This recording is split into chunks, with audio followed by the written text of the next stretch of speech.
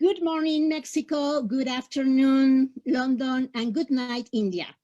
It is a pleasure to have with us Bina Agarwal. She is going to talk about women's rights and social reproduction in post-COVID times. And she has prepared a great conference about gendering the collective managing South Asia's forests and farms. I'm very glad to have her here. She has an impressive CBU, and also she's an associate of the International Association for Feminist Economies, and we are very good friends since more than 2 or 3 decades. So I am going to introduce her because it has, I'm going to say who is. She is Professor of Development Economics and Environment at the Global Development Institute, University of Manchester. Earlier, she was Director and Professor at the Institute of Economic Growth, Delhi. She has held distinguished positions at the University of Cambridge, Harvard, Princeton, Minnesota, and Michigan, and been President of the International Society for Ecological Economics, President of the International Association for Feminist Economics, and Vice President of the International Economic Association. In 2005, she led a successful civil society campaign to amend India's Hindu inheritance law to make it gender equal. Her publications include 13 books and 95 academic papers on subjects such as property and land rights, environment governance, and agrarian change, written especially from a political economy and gender perspective. In 2016, Oxford University Press published Gender Challenges, a 3-volume compendium of her selected papers. Among her many awards are several book prizes, a Padma Shri from the President of India in 2008, the Leon Tief Prize 2010 for advancing the frontiers of economic thought, and the International Balsam Prize 2017 for challenging established premises in economics and the social science by using an innovative gender perspective. Bina, we are very happy to have you here at UNAM, and we are very happy to have this also in London, in the Mexican Embassy, in United Kingdom, and also in Delhi. So welcome, and I give you the microphone. Thank you. Thank you very much. Thank you for that lovely introduction. Thank you, Alicia. Alicia Giron is in Mexico. She's a very old friend and colleague. So thanks for inviting me. And Anna Treveno, who is in the UK, who has done a fantastic job in organizing this. And I also thank all the sponsors of this event. I want to say hello to everybody globally, and thanks especially to my Mexican colleagues and friends. So let me start by first sharing my PPT, and then we can move forward.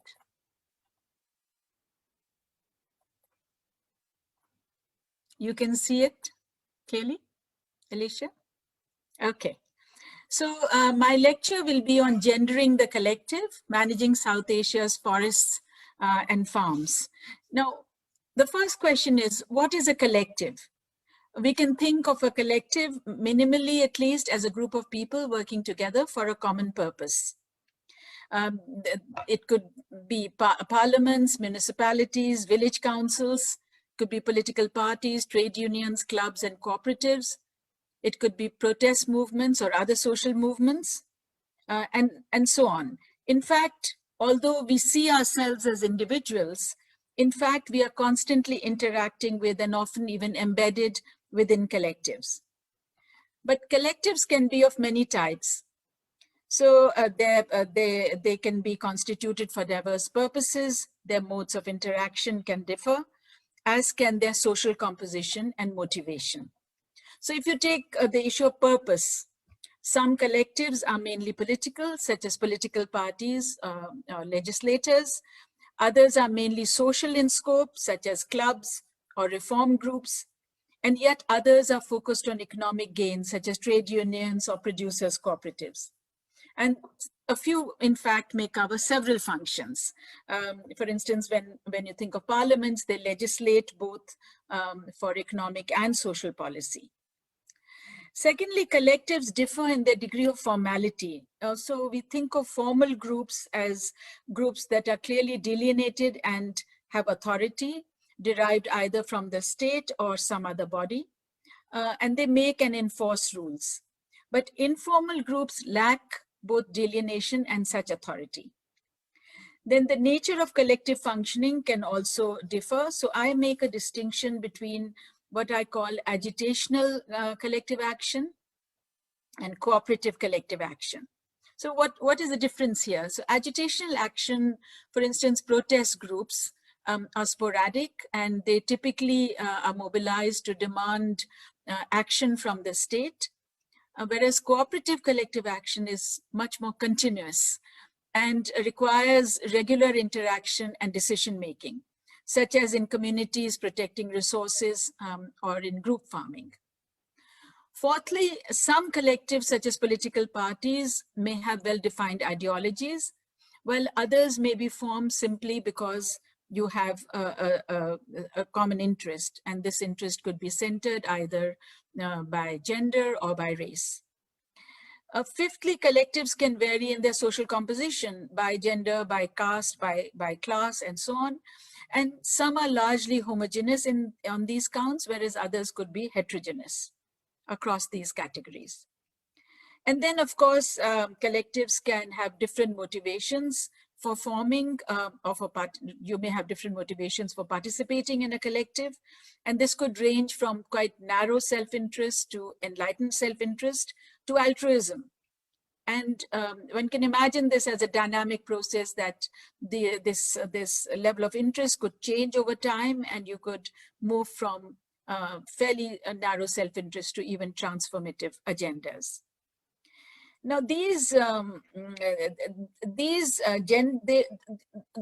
aspects of these collectives are also gendered, and especially, say, for instance, if you think of South Asia and possibly elsewhere, women tend to be located much more in informal than informal collectives, unless, of course, there are quotas. And they are much more often in all women's collectives, such as women's wings of political parties, self-help groups, or autonomous women's groups, rather than on mixed gender collectives. In mixed gender collectives, they tend to be more present in demonstrations or in agitational collective action than in cooperative collective action or decision making. So, for instance, in India, women have been involved in protests against forest logging, as in the Chipko movement, which many people would have heard about, or in the farmers movement, which is going on at present, or historically, like the peasant movements of Telangana and Tebaga for rights in land. But what is important is that although women often and frequently participate in agitational collective action, they are rarely part of the decision-making forums of these organizations. And so that's something I will come to. So if you actually look at, in a broad way, the research around collectives, especially in developing countries, you find that there has been much more focus on the low numbers in formal institutions of state governance, such as parliaments and village councils.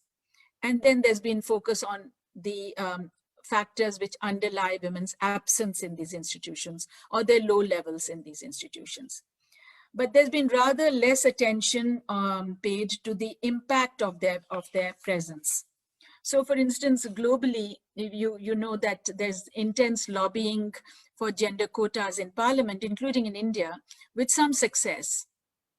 But if you ask what difference has that made to outcomes for women, then research on that is rather sparse. In particular, there's little work on the impact of women's presence in collectives which are formed to manage economic resources, with the possible exception of microcredit. So today, my focus will be on two types of collectives, because this is, I feel, is a broadly has been a neglected area. And these are, I would call them focused on economic resources. These are forest collectives and farm collectives.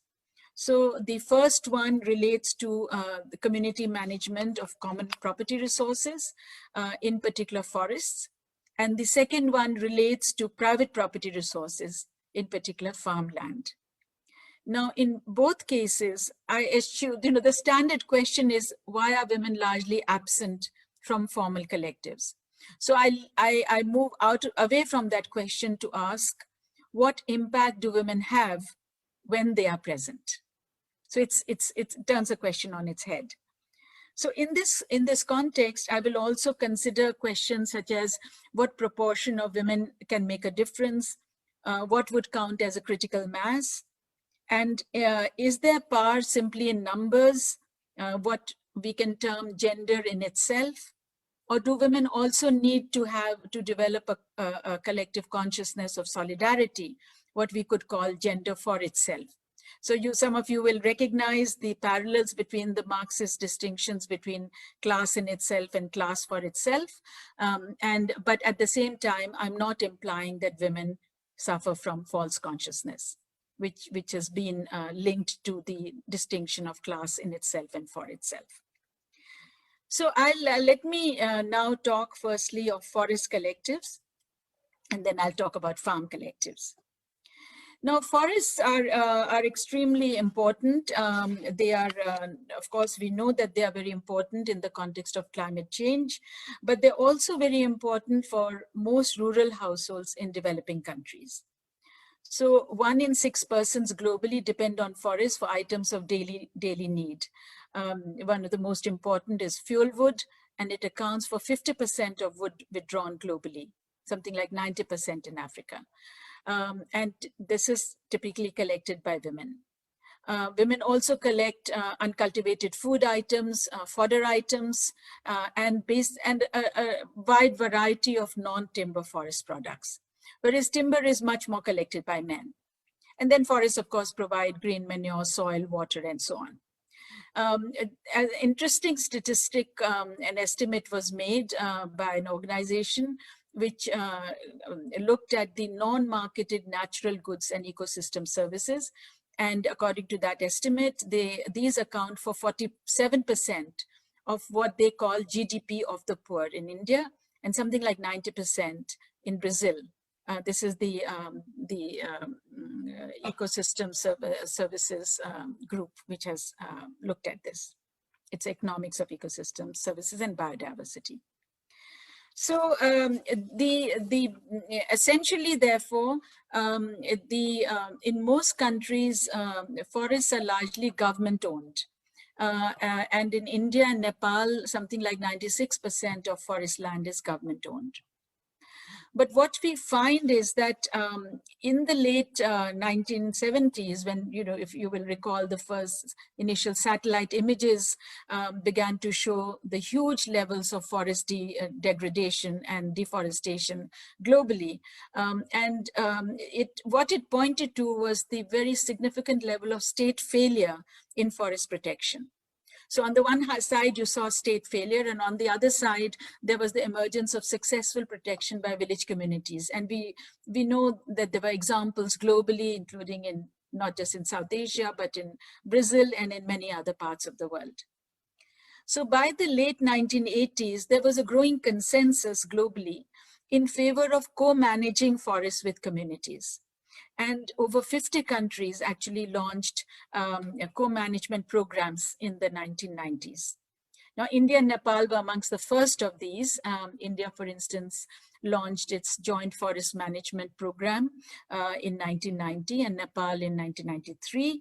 And under these programs, villagers could manage tracts of degraded local forests and reap the specified benefits of regeneration. So by the early 2000s, India had an estimated 84,000 such groups, protecting 22.4% of recorded forest area.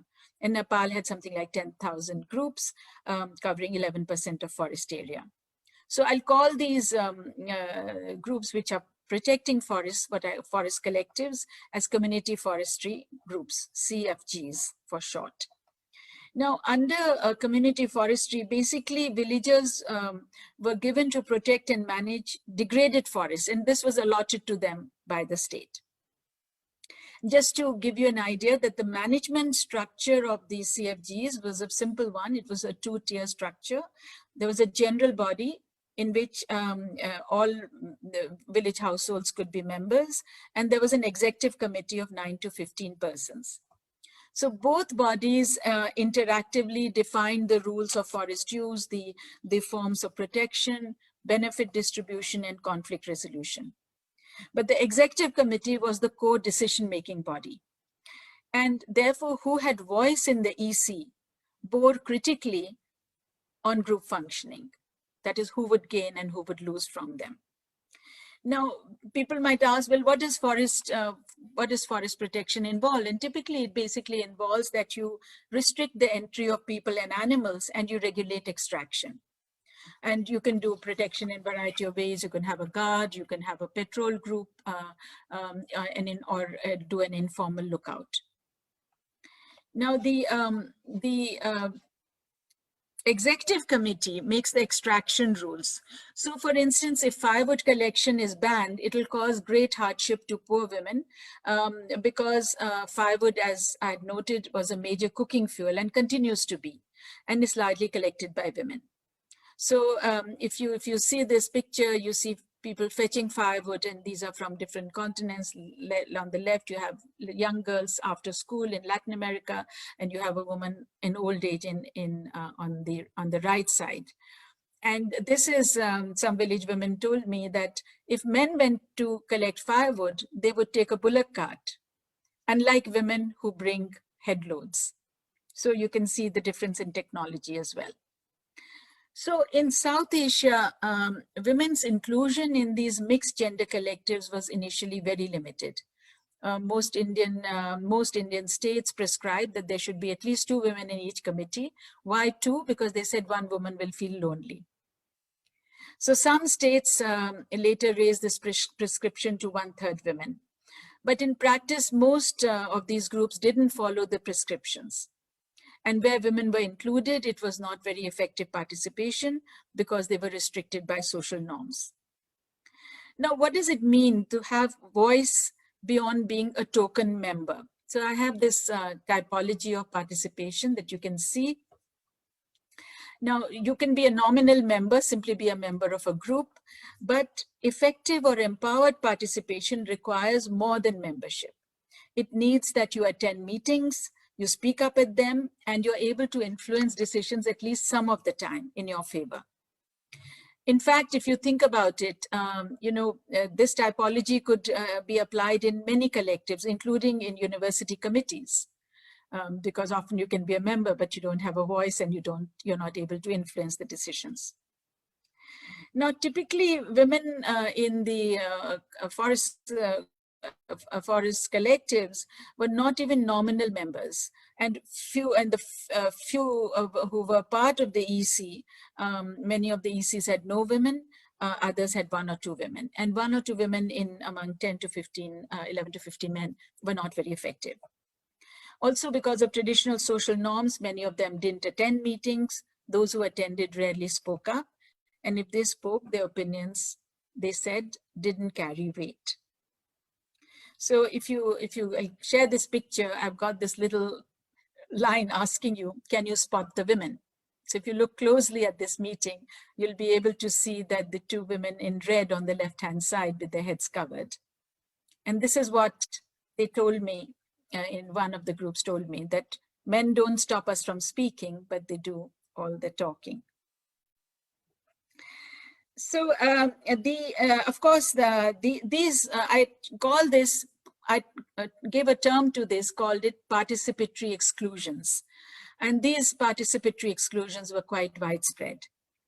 But there were some exceptions. There were some mixed gender groups which had even 30 to 40% women. There were also examples of all women executive committees. Typically, this was because of historical or demographic factors, or because some local leader was gender sensitive and said there should be more women. But in most cases, this was not the case.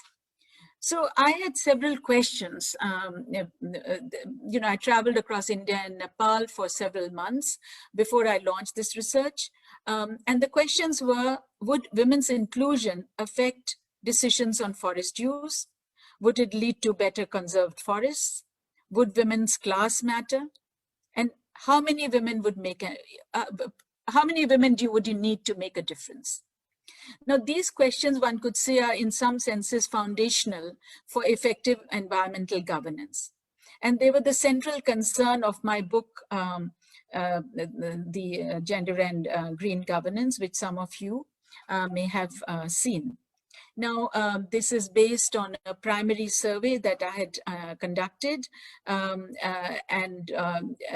What I basically wanted to do was I wanted to test whether the gender composition of the executive committee affected women's participation, rulemaking, rule violations, forest condition, and firewood and forest shortages. Now, my data relates to some 135 community forestry groups, and you can see here there were 3 districts in Nepal and 3 in Gujarat, which is in Western India. The way I selected my sample was based on the gender composition of the executive committee, which was the most important decision-making body.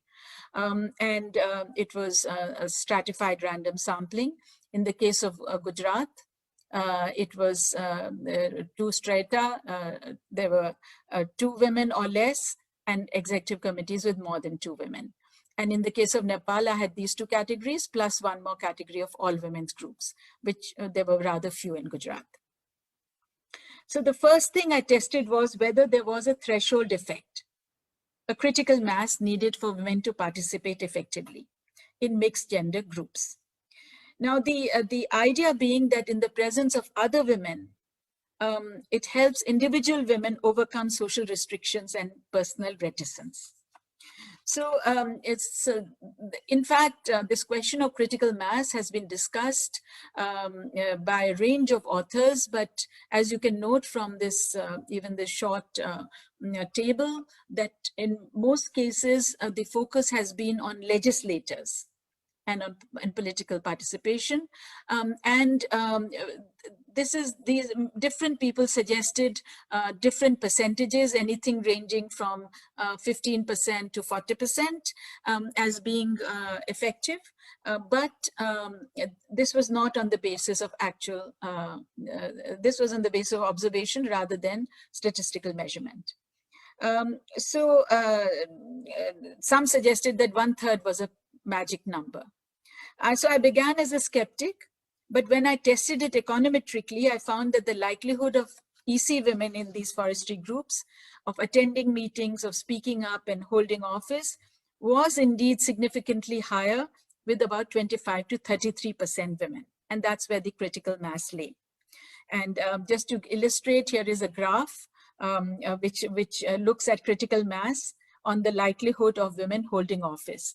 And as you can see, if you look at this graph, that it begins to lift up and make a difference around 25 to 30%. It continues till about 50%, and then it slopes off. Of course, beyond the graphs, what do village women themselves say? And they also recognize that numbers matter. So, for instance, just to share 2, and this is quite common. I mean, I'm just sharing with you 2 observations, but these observations were quite common across the groups I interviewed. So there's a group in Gujarat who says it helps to have more women because then women will not be dominated or feel shy. After all, if there is only 1 woman and 10 men, how will she speak? And then there's another group in Nepal who said, I know a lot about the forest, but I'm scared to speak in front of so many men. If we were in a majority, we would speak in a meeting. I'm sure many of you, even those who've studied in the West, may remember that their mothers may have talked about it, of how small in numbers there were of women in mixed gender classrooms. I remember when I was an undergraduate in Cambridge, there were 10 women out of 150 students in classrooms. So this is not so long ago that you begin to see more gender balance even in other contexts. It's essentially, therefore, consider therefore that, okay, if you have a larger proportion of women versus if you don't, does it make a difference to conservation outcomes? Now, of course, as we know, especially if you're economists, we know that you have to actually control for other factors. So if you want to see the effect of gender, then you need to control for other factors which could also affect forest condition. So I control for a range of things: caste and education of EC members, the method of protection, the size of the forest, the village characteristics, and so on. So that was one part of it. The other is that you might ask me, well, how do you actually assess the condition of a forest? And so I looked at changes in canopy cover and regeneration, but the assessments were also multifold. So there was one assessment which was made by the research team. Another was by asking villagers. The third was by assessing on the basis of forest department records. And then I also used satellite data, which was calibrated to the village level. So what did I find? So overall, firstly, even without gender, the majority of forests were showing an improvement simply by community protection. So here's a picture. So it's something like 83% of these groups reported improvement. But just to show it starkly, these are two pictures. They're taken by an NGO in this village, and the top picture is of the same village before protection started, and below you have after protection started. It's a slightly different, seasons. So it's partly a little bit of the effect of seasons, but it's not really that much, because as you can see here, barely rootstock is there, and here you have actually a young teak forest. This is an area where there's quite a lot of teak.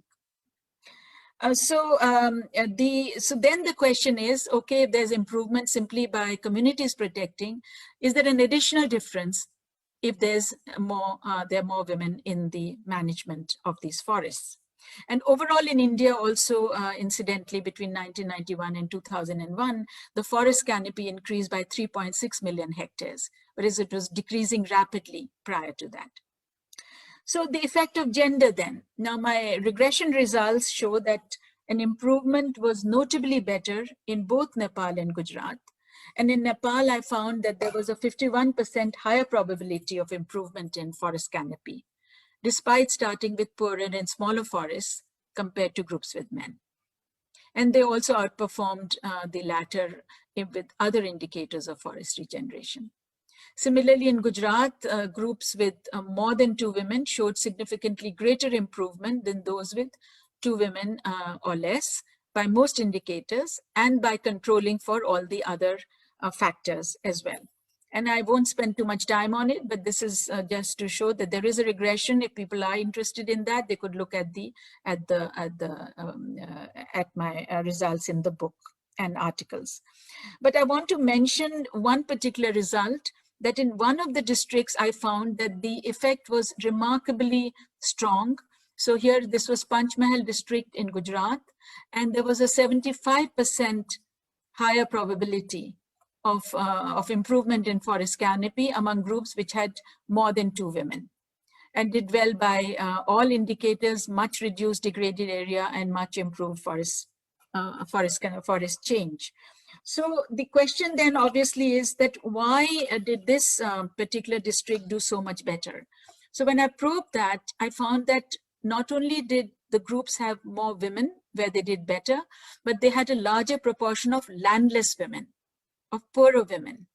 And then it begins to make sense that landless women are the most forest dependent, and if they were not part of the decision-making body, then they would be much more hostile to forest closure.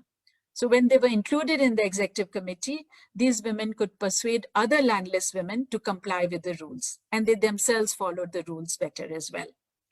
So you had a win-win in a way, that you had better conservation and more equal benefit sharing by gender and class.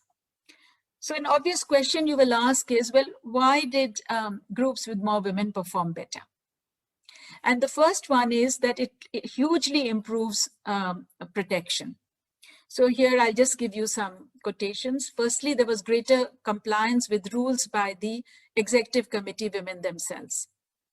So they quite frankly admitted that we now feel that the forest is ours, but when we were just the group members, but not in the executive committee, this woman says, I used to steal grass from the forest.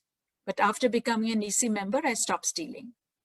The second thing they do is that they share information more with other women about the rules and persuade them not to cut branches. So again, they say qualitatively having women in the group helps, because often women would cut firewood from the protected forest when they needed it. Then we held a meeting and we stopped the cutting.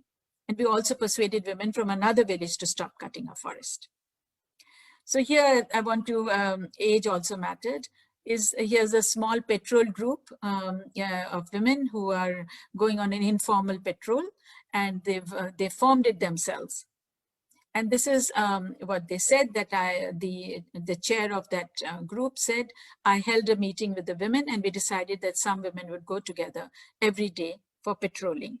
So this is an important part of the story of better patrolling and so on. But the other factors, women have a higher stake in keeping out intruders because they depend on forests much more. And then something which is very key in all our discussions today, even on biodiversity, that women have the village women's knowledge of plants and species and how do you ecologically extract products is not the same as men's knowledge. So typically there's actually quite a lot of literature now that's grown, which shows that men have knowledge particularly of the items that they collect, which tend to be much more timber related, and women have much more knowledge of the items they collect. And because women collect such a vast diversity of plants and so on, and they know about extraction practices, they were able to make suggestions on forest improvement and regeneration, which the men had not thought about. So there are other factors also that if they were on the executive committee, their preferences would be taken into account. And there's some evidence to show that conflict resolution tends to be better among groups which have women, and there's anthropological as well as experimental games literature on this.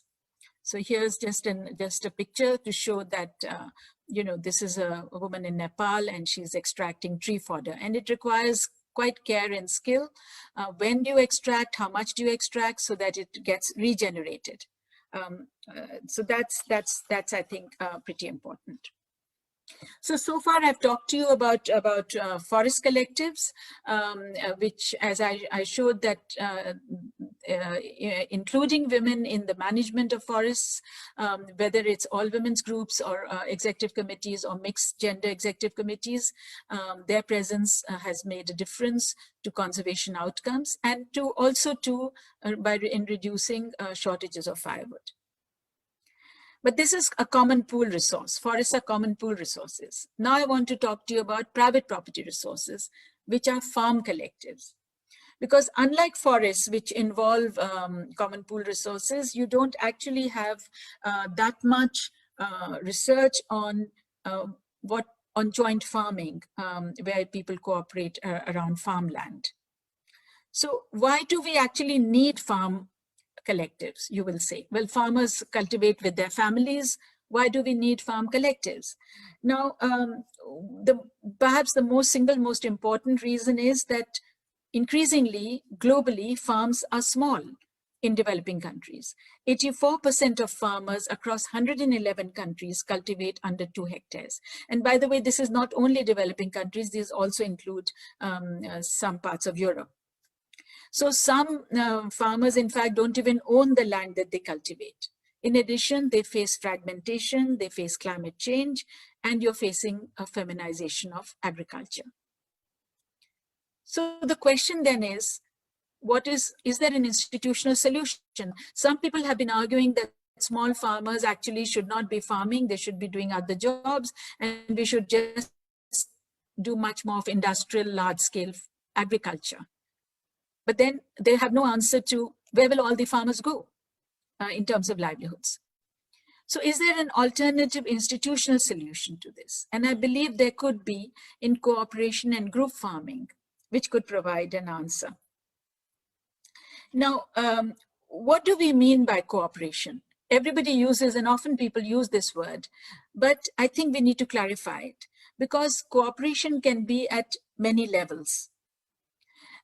So here's to share with you that cooperation there can be what I call single purpose cooperation. This is the most common form of cooperation in agriculture, which is that you market a product together. It's found in dairy farming in particular, and you find it in dairy farming in Europe, you find it in dairy farming in many parts of the world.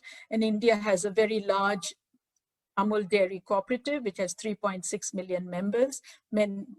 Large numbers of them are poor, and many of them are women. So here's a picture of the Amul, these two women taking the milk to the cooperative. Then you can have what I call medium level multi-purpose cooperation. So suppose you have joint crop planning across ecological zones, or you jointly purchase inputs or sell output together, but the cultivation is still individual. And the third is what I call fully integrated cooperation, which is group farming. And what this involves is that you pool your land, your labor, your capital, and you share costs and benefits. And these are the farm collectives where small owners can be bigger producers and non-owners could become producers. Now, conceptually, group farming can have many potential advantages. For a start, it can help increase farm size. It gives you scale economies. It can save on hired labor. It can bring a larger pool of funds and skills and raise your bargaining power in markets and with government agencies. And particularly for women, it would also provide greater autonomy. It would give them control over output and an identity as a farmer, because women are often not recognized as farmers, they are recognized only as farm wives. And this is seldom possible in male-managed family farms, and where women's contributions, as we know, and as Alicia would know as well, that their contributions are made invisible. Also, women who want to farm, but they own very little land, can get land access through a group. As we saw in forest collectives, groups can help women overcome social restrictions as well in public interactions. So you might say, well, all that is fine in terms of concepts and theory, but what happens in practice? So in practice, in fact, what I call waves of farm collectives. So the history of group farming in some ways goes back a long way. And there have been at least 5 types of farm collectives. The oldest that we can think of usually is the socialist collectivization, which are best known but also infamous because it was forced top-down collectivization of peasant farms. And they had serious negative effects on output as well as welfare. But then in the 1960s, many countries gained independence from colonial rule across Asia, Africa, and Latin America. And you find that farm cooperatives were then promoted under agrarian reform in these countries. And you can think of many examples from India, but there's also, like in Tanzania, you had the Ujamaa initiative and so on. But again, they were supposed to be voluntary, but many cases there was also government pressure, and you found that big and small farmers were often asked to cooperate, which of course didn't work. The third kinds of examples you find are in Europe in 1960s. France, for instance, has I've been studying not just India, but also France and Romania for group farming.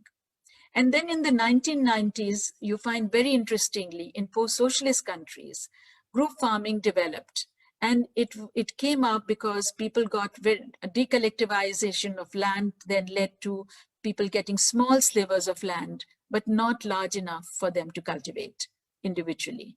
And there were shortages of machinery. So they pooled their resources, land and resources, and you find group farms emerging in countries as diverse as Romania, as East Germany, Kyrgyzstan, and Nicaragua.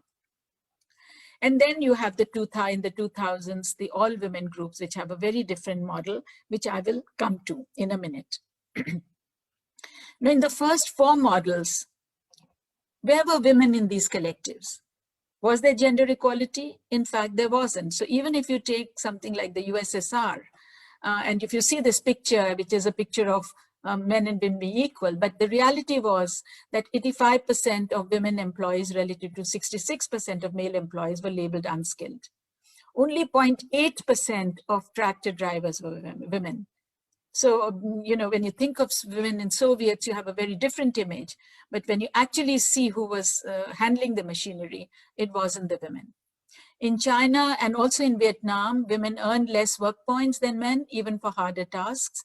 So you have gender differential in average work points in China in 1973 was 2.5. In India, the experiments in the 1960s and in many of the post-colonial countries, they were collectives of family farms. And here again, women didn't get a good deal because there was a traditional division of labor. They had limited autonomy and they were not seen as farmers in their own right. But in the 2000s, the farm collectives, which I have now studied, are quite different from all these other examples, because these are voluntarily constituted, they're egalitarian, they are small-sized, and they have been based on the adaptation of the self-help group model. And they are managed entirely by women outside the framework of family farms. Now, I examined these farm collectives run by women in 2 states of India, Andhra Pradesh and Kerala. But I'll focus on Kerala, which is on the southernmost part of India, and because it gives us special insights. And I have several papers on this, so I'll only do a broad brush sharing, but there are several papers if you want to read more in depth about the results. Now in Kerala, group enterprises in general, not just only group farming, were promoted by the state government under its state poverty eradication mission, the Kudumshri mission. And the idea of group farming actually came from village women themselves as an experiment of leasing land. But the program was then crafted and enlarged by senior government officials and intellectuals. And what the base was that at the village level, they had neighborhood groups, which were saving and credit groups. And members of those groups could then set up a group enterprise, including a group farming. So today, if you can imagine, there are 68,000 women's group farms based on leasing in land and cultivating jointly. It's not 10 or 20 or 200, it's 68,000. So I decided that we need to actually test, are these group farms as productive as individual family farms? Are they as profitable? Because if they're not, then how would policy move forward? So what I did was I selected 2 districts for my study. And this is these are the 2 districts. This is Alappuzha and Thrissur. Alappuzha I selected because it's a paddy, food crop dominated area, and Thrissur because it is dominated by a commercial crop, banana in particular. And in both districts, a lot of vegetables are also grown. I had a sample of some, and this is this is Kerala in vis-a-vis India, and this is the districts in Kerala. Now, my sample consisted of 250 farms. They were all women farms and individual family farms. And the individual family farms, 95% of them were male managed. Now, the data I collected was weekly data. I had a team of research staff and including local women. Because, Kerala has a high literacy rate, so you could actually have village women living in the villages with high levels of literacy who could actually be part of the research program. So weekly data was collected for every input and output, for every crop and plot, for an entire year, 12 months, weekly data. So it's a huge data set. And in addition, I held informal discussions, focus group discussions with the groups and with individual farmers. Now, what is important is that the groups of the farm collectives were heterogeneous. They included women from various castes and religions, and poor as well as those just above the poverty line. And this heterogeneity goes against the common assumption that you have in collective action theory, and the assumption by NGOs also that if you have homogeneous groups, it leads to better cooperation.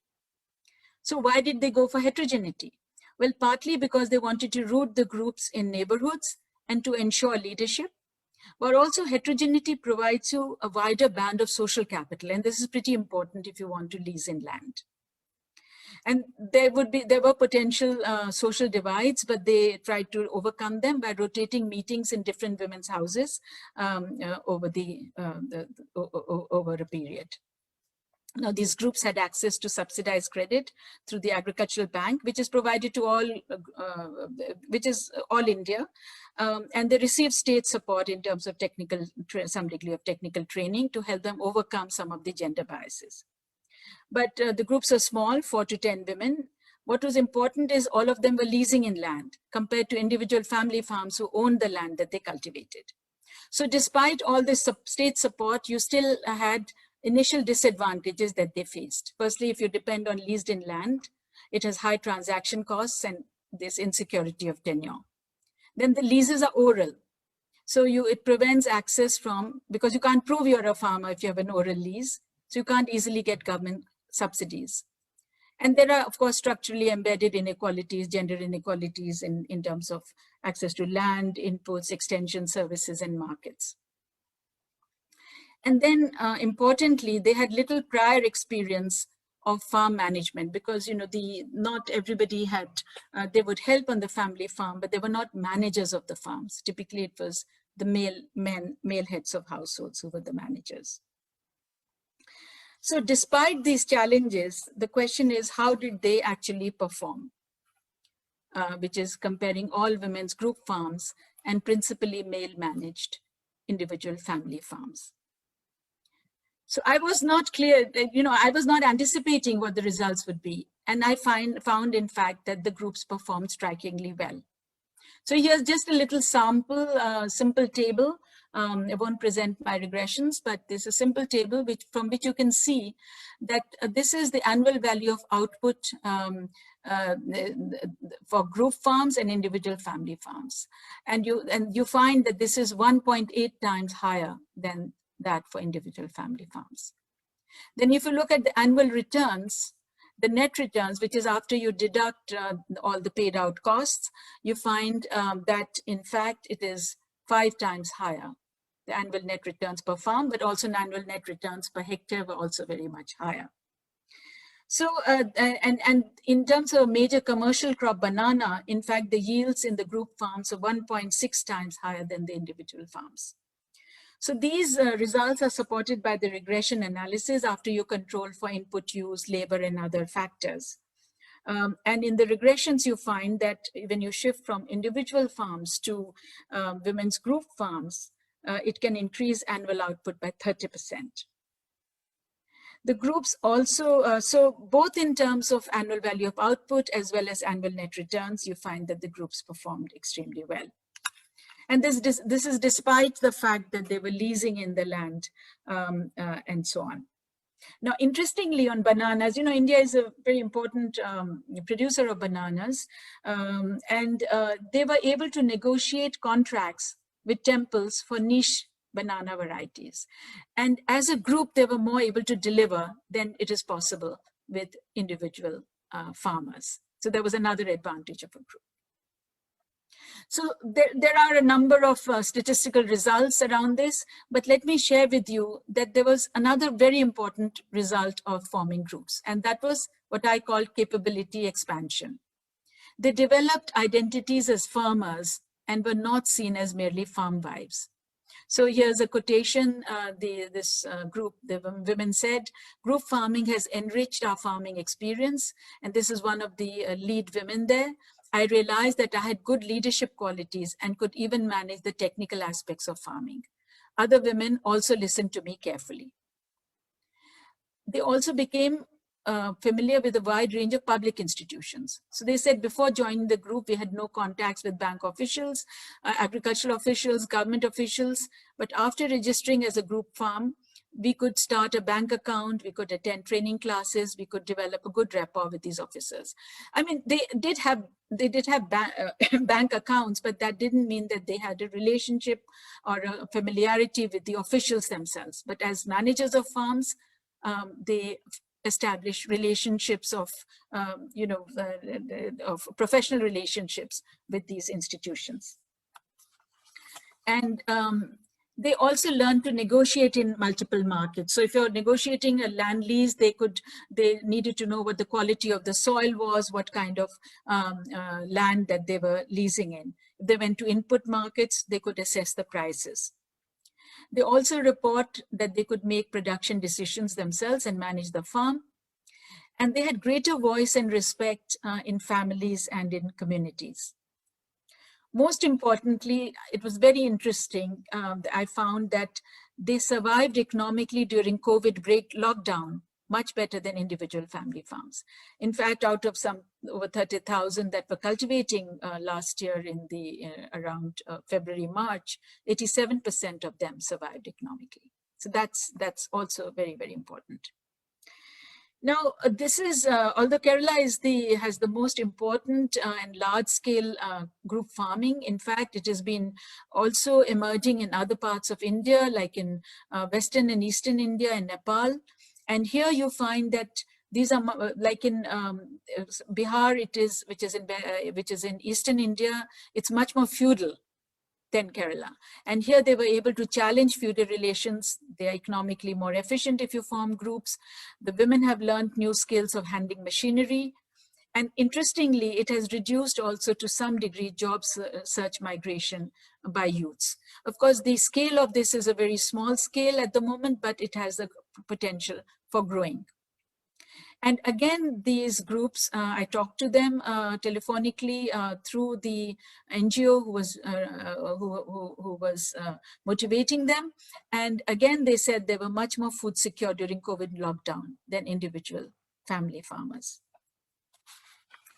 So, so let me then bring in some broad reflections. What have we learned about women's relationship with collectives from these forest and farm groups? Firstly, both forest and farm collectives have empowered disadvantaged rural women economically and socially. But interestingly, it's also empowered them politically, because it has led many women from these collectives. They stand for local elections in the village council, and many of them have won that, which wasn't the case earlier. And the fact that it is heterogeneous collectives enhance the skill and leadership pool and also the social capital base. And this is an interesting result because it goes against the grain of collectives that we normally think about. Now, women's numbers matter in themselves, although strategic solidarity can improve effectiveness. So simply the power of numbers makes a difference. But if they also developed a greater consciousness, they were more strategic in their approach, then it could further improve effectiveness. But then there is a debate. Should we encourage all women's collectives or mixed gender collectives? So I want to just share this with you. What are the pros and cons as they emerge? Now, on the one hand, all women collectives do better in terms of cooperation and outcomes. And this was found in both forest collectives and farm collectives. And if you think back, if you also look at other collectives like self-help groups or microcredit, like the Grameen Bank in Bangladesh. Initially these initiatives were all open to men's and women. So you had, like in the Grameen Bank in Bangladesh, you had men's groups and women's groups, and similarly self-help groups. But you find that now increasingly more than 90% are all female groups with excellent records. Cooperation is also found to work better among all women groups. Why is it? Because women are much more interdependent because of resource scarcity, and because they all face restrictive social norms. So one can say there is a particular interest in working together as a group. And then rural activists also think that all women's groups are important for capacity building. So this is a very senior Nepalese grassroots worker who I cite. She says, when women join a separate group, they gradually lose their fear of making fools of themselves when speaking up. Women need their own small groups. This is what I know from my 22 years of experience. But, and there is a but, so this is one side of the picture, but the other side of the picture is that men's groups have more economic resources and political power. So women's equal presence in men's groups is also needed, and mixed gender groups are also essential. So essentially, this is what I end up with, that yes, all women's groups are important in particular contexts, especially in the way that the Nepalese grassroots worker has talked about in terms of building their capabilities. But you also need women, you also need gender balance in other groups. Now, one question I'm always asked is, what about scaling up? So I want to share this different approach to scaling up. Scaling up doesn't mean that you have thousands and thousands of people in the same group. So this is much more of this idea of federations, that you can have small groups, small forest groups, small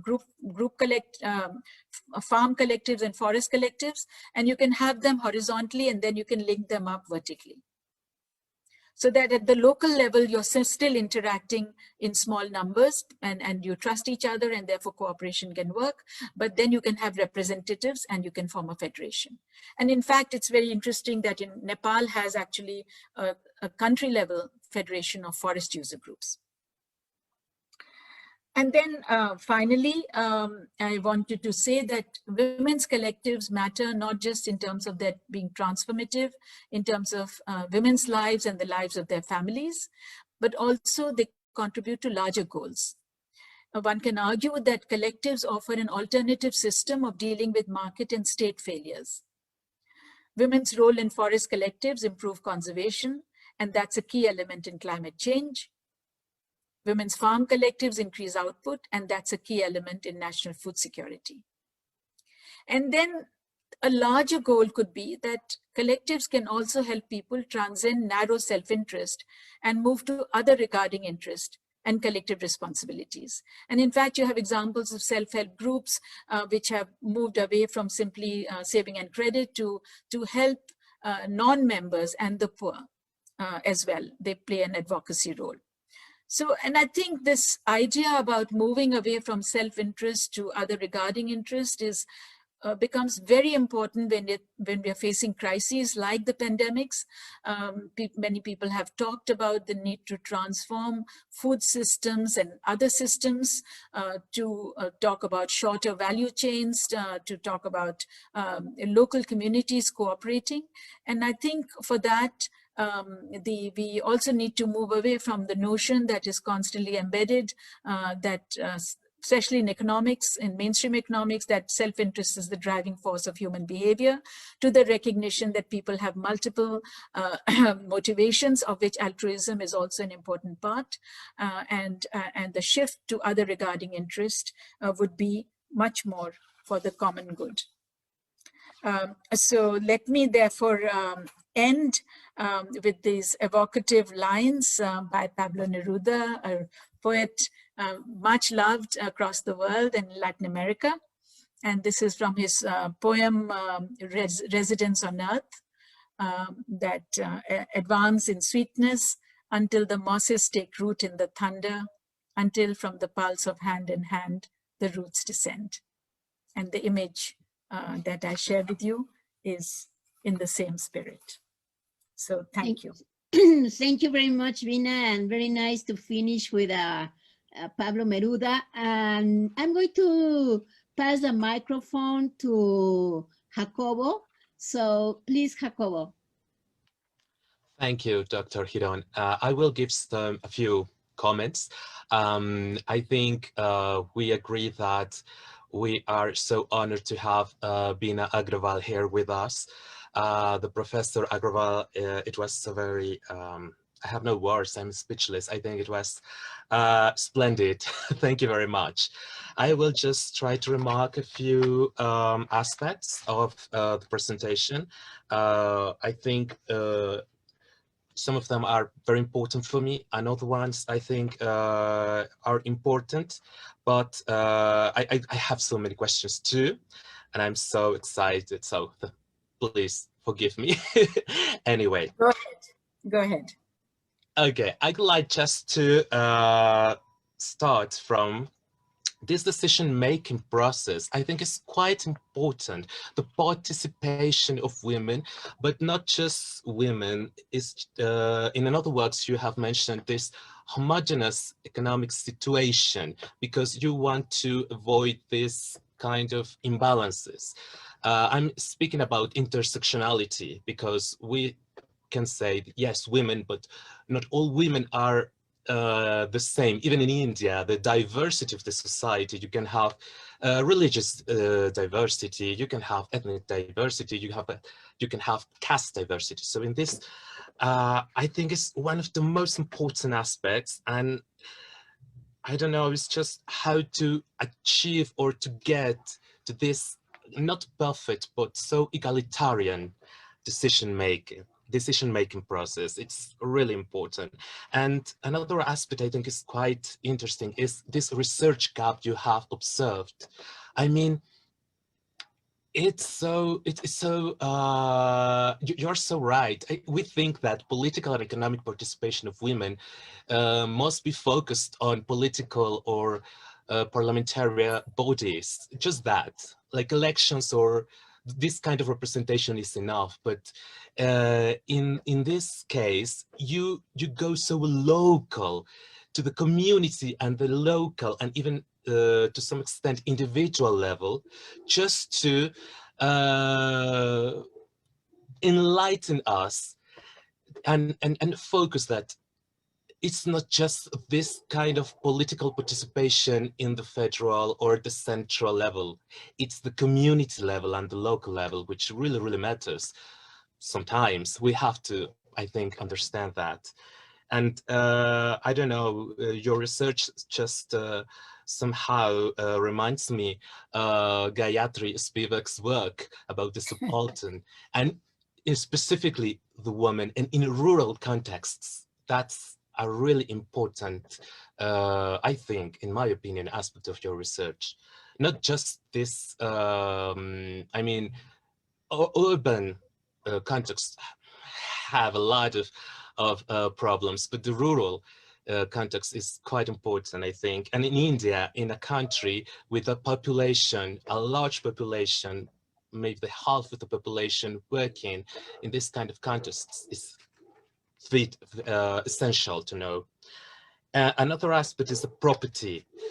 Property, well, in the case of the forest managing, is understandable. It's a common good, a forest. It's not a property of anybody, it's a property of all of us. But in the case of farming, I think that's a really important aspect too.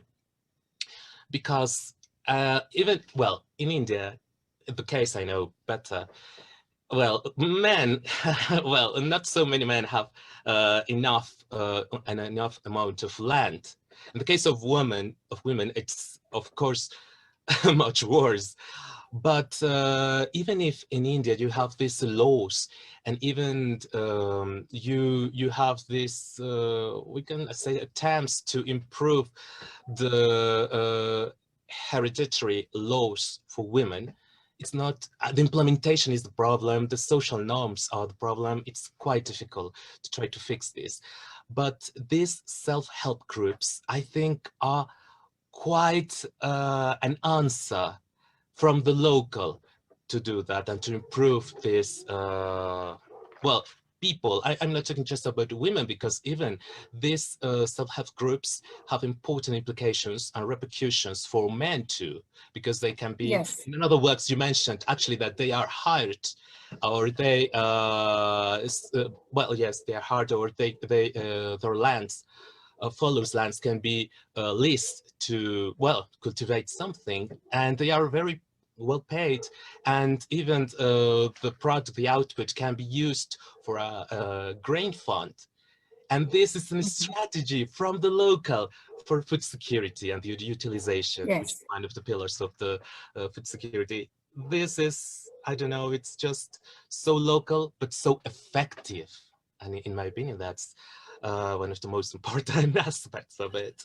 Of course, the empowered participation of women, as I've told you, it's of paramount importance. But essentially, I think the mind-changing aspect, or the element I think is more vital, is try to improve the governance from the local level, because, and as you told us, it's not about, this presentation is not just about women exclusion, it's about what women inclusion can do and why. Yes. And in this sense, I think this insights to improve the governance in this community and local level are really, really vital. And I have been thinking about it, but it's just women, or empowering women's agency, is so important and will give so many benefits to the society in general. And you have illustrate this so well that I Thank am you. amazed, to be honest. Anyway, I'm sorry. I'm No, silent. well, thank you. Thank you for those remarks. And let me just say, be very brief in response, and then we can take wider questions. Firstly, you know, it is absolutely right that when we, you know, there has been so much lobbying for improving women, bringing more women into parliament, into legislatures, and so on. And that's quite right, because you can say that's important for equality in itself. It has intrinsic worth. But then we also need to ask, does their presence actually make a difference? Do they bring more bills to bear?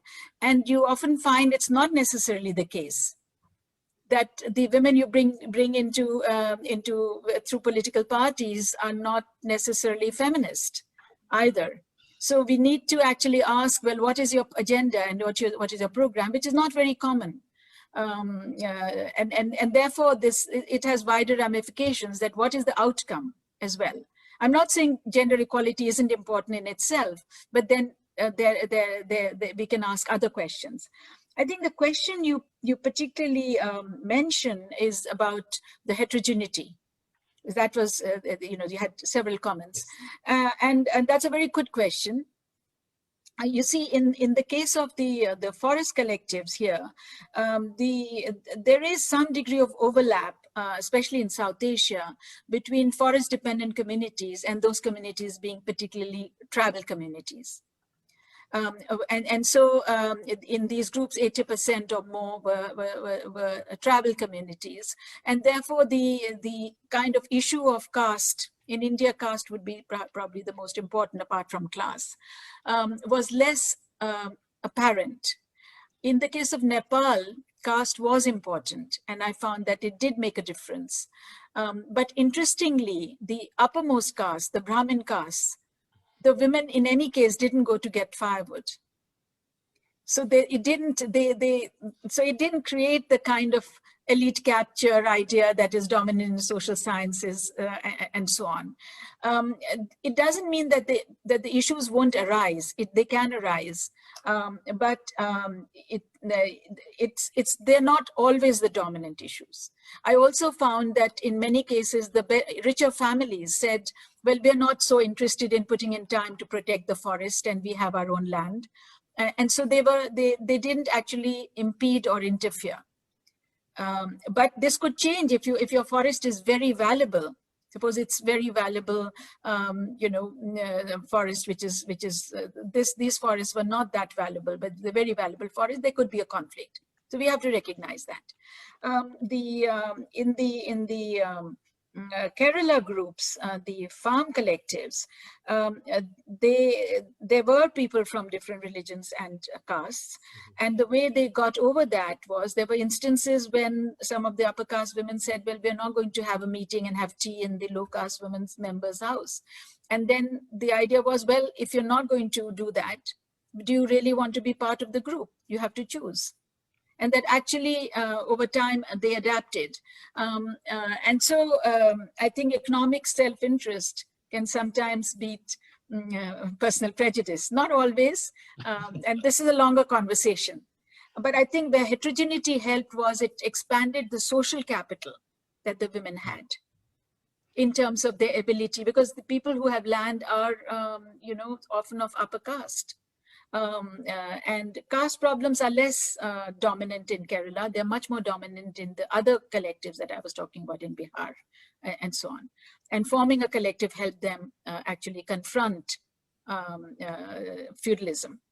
I just want to add that in Eastern India, the collective, there are all male collectives, mixed gender collectives, and all women collectives. So it's much more heterogeneous in terms of composition. And that also means that this is a model which could actually adapt in diverse contexts. Okay. So thank you very much. And there are a number of questions. Yes. Yes, there are some questions, and Elena is going to read them. Yes, we have several questions on YouTube. Many people are congratulating you as well, first of all.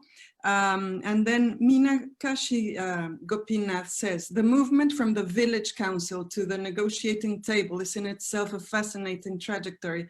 Thank you, Bina, for a most informative talk.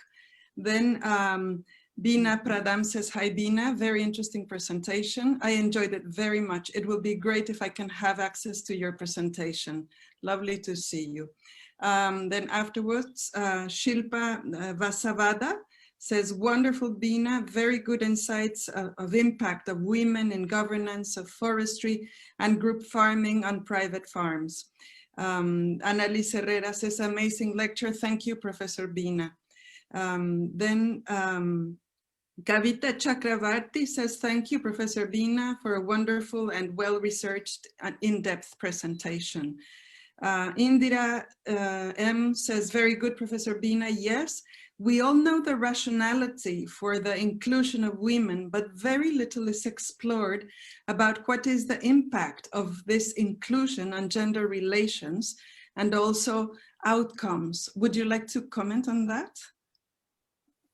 Okay, so I have talked about outcomes in terms of economic outcomes and capability, improvement.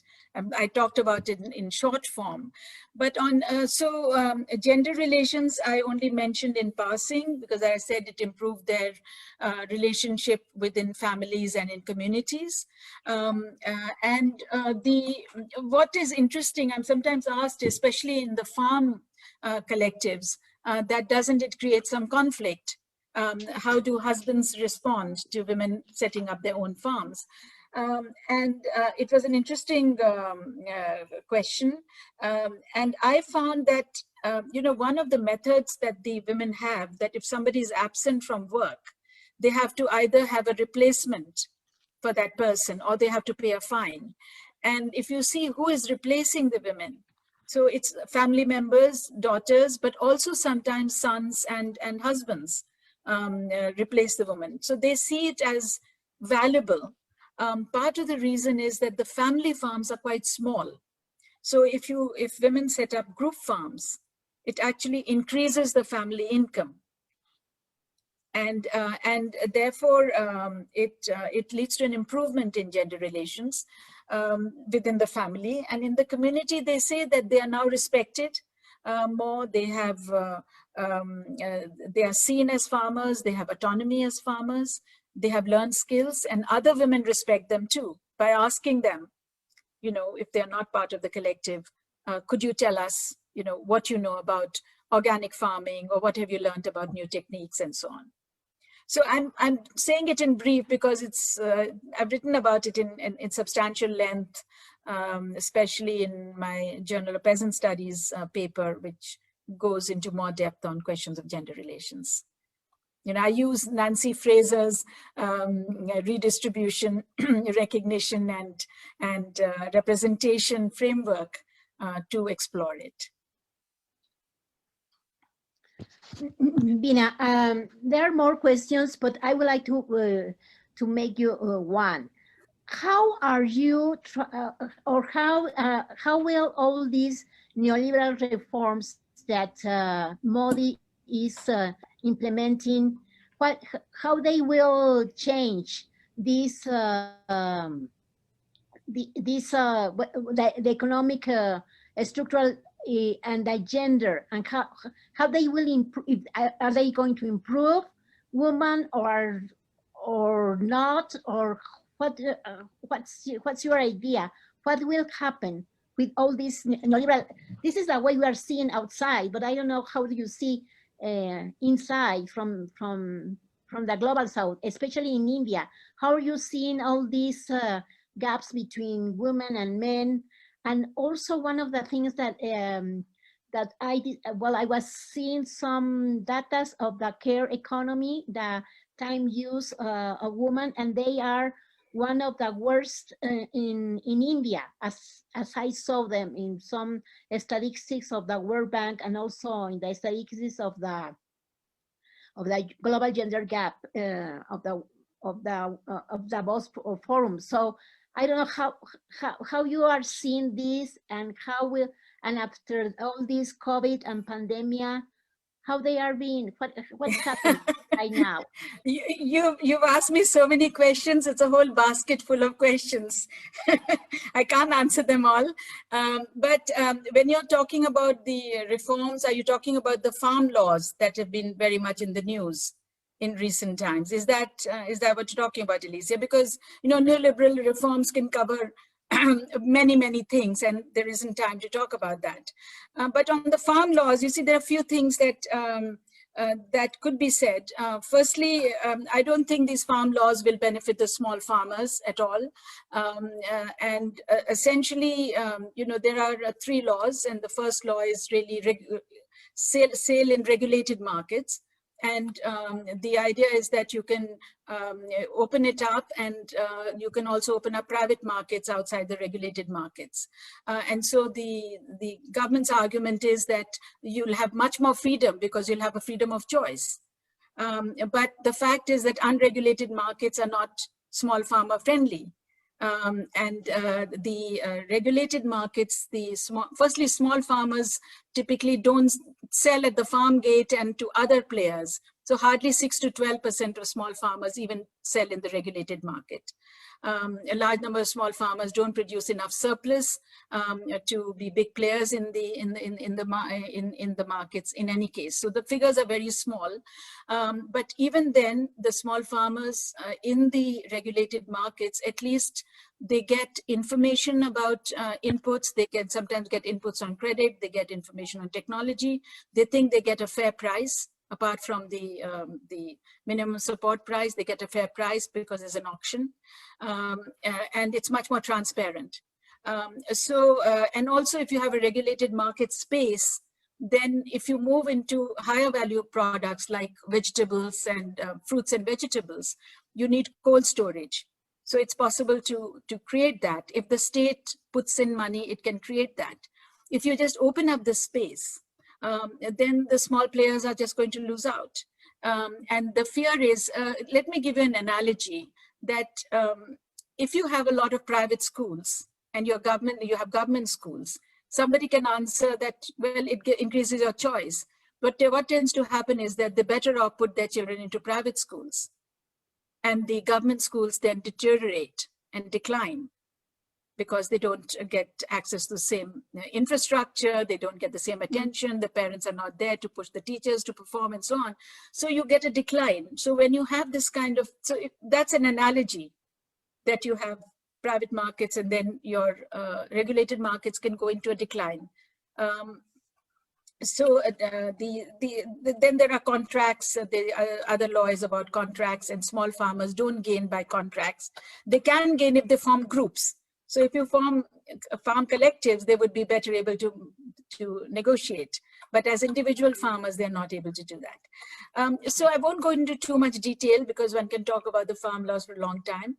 What's important is that women have been very much a part of the movements protesting the laws. There was, in fact, I wrote an article in one of the popular magazines because there was a remark by the